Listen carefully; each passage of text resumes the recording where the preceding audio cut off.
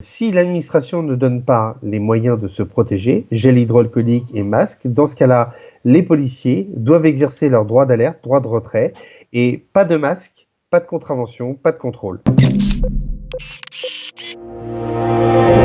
Je m'appelle Stanislas Godon, je suis le délégué général à la communication pour le syndicat Alliance Police Nationale. Une grande majorité d'unités n'ont pas de masque, n'ont pas de gel hydroalcoolique. Donc c'est un peu compliqué pour les policiers d'exercer leur métier sereinement, et pire, c'est que lorsque vous faites des contrôles pendant 8 à 12 heures de vacation et que vous contrôlez des centaines de personnes, vous imaginez un peu, les policiers deviennent des propagateurs de virus, quitte en plus à ce qu'ils le ramènent à la maison, qu'ils le propagent notamment dans les commissariats auprès de leurs collègues.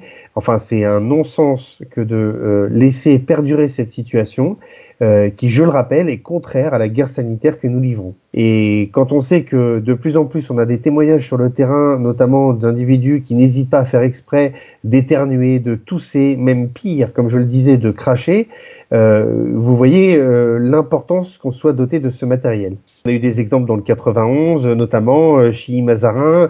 Le premier exemple du crachat, c'était Châteauroux, c'était il y a quelques jours.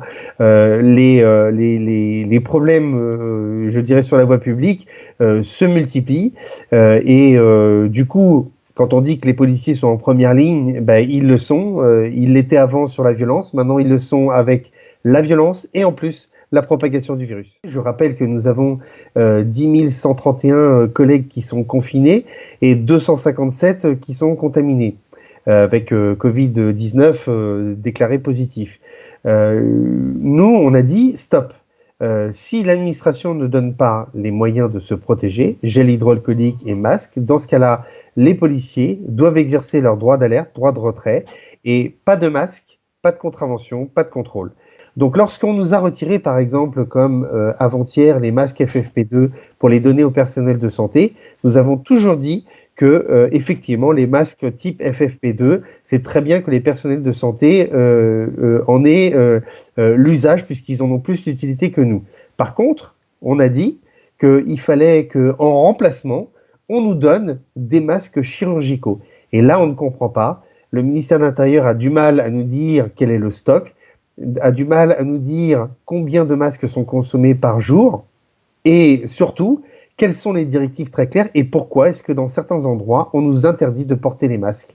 Ne pas intervenir dans les quartiers trop chauds, je dirais que ça, c'est un vieil adage qui perdure depuis des années. C'est que tout le monde, enfin surtout les autorités, notamment politiques, ont en mémoire les émeutes et ne voudraient pas se retrouver avec une crise majeure d'émeutes en plein milieu d'une crise sanitaire.